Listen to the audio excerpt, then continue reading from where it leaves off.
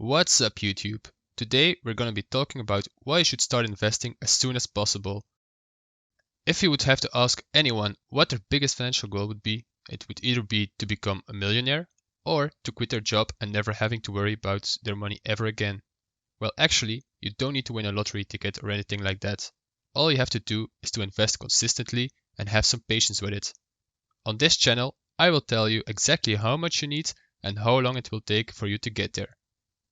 Everyone is always interested in having their money work for them, but if you ask them what they did for that to happen, they come up with excuses like, I'm just saving a little more so I can make a big investment at once.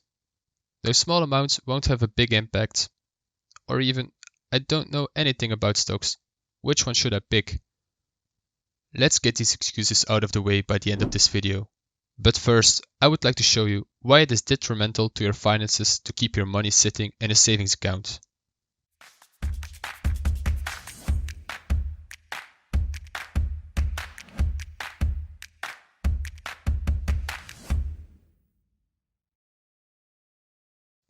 Sometimes we get so caught up before getting started that we can delay actually doing anything for years. But here's the thing, not doing anything is still a choice. By not making a choice, something or someone will make the choice for us. The risk of leaving your cash sitting in the bank account is huge.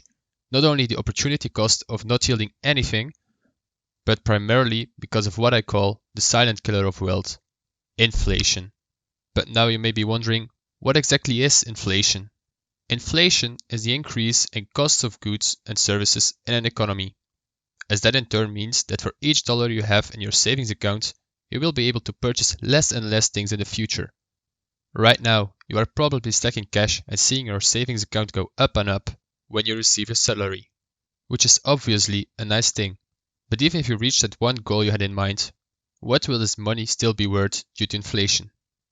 Especially with the interest rates on saving accounts being almost zero and the inflation targets of central banks being approximately 2% in Europe and the United States, the purchasing power of your savings essentially goes down by 2% every year.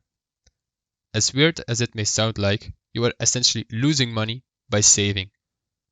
Here you can see the price evolution of a cup of coffee. It's scary to see how the price of a product that everyone purchases almost on a daily basis can increase by that much in just 40 years' time, isn't it? Now, just imagine what your retirement savings would look like in 40 years by just leaving it on a bank account.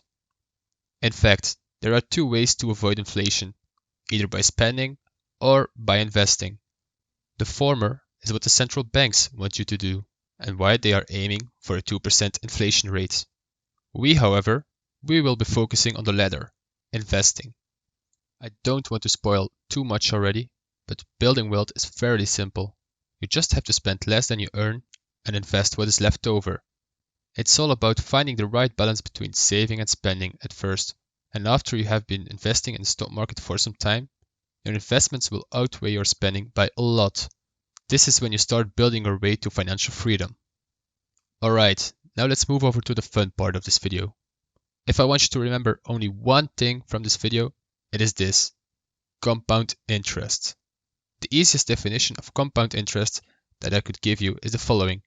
It's interest on interest. Let me explain it this way. The first year you will only have an X% return on your own invested capital. However, the following years, if you keep everything invested, you will earn a return on your previous gains as well. This will make your investments grow exponentially, and it is the main driver of how we will be building wealth as an investor. While this may sound obvious to some of you, many people still tend to think in a linear manner. This is what we call simple compounding. Let's have a look at the following graph. The yellow part in this graph is what you could compare with how simple compounding would look like. In this case, you would take your profit out of your investment portfolio and only let your initial investments do the work for you. However, if you keep on reinvesting your profits, your finances will look like the purple curve. This is when you start earning interest on interest or compound interest. Let's use an example. The first year, you only have $1,000 invested and imagine a 10% return. This would equal to $100 gain. If you would apply simple compounding, this would mean that in year 2, you would again have $100 profit, and thus have a total of $1,200. However, we as an investor keep our profits reinvested, so in year 2 we won't earn 10% on $1,000, but on $1,100. This will imply a gain of $110 or $1,210 in total.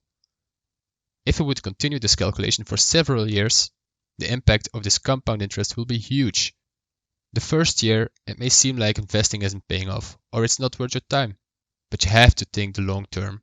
It's only after several years that investing will have a significant impact on your net worth. Let me play a little game with you. If you would have a 1% return on your investment every single day of the year, what would your total return be at the end of the year? I can imagine you will be thinking of around a 365% gain. Well, it's actually a little more.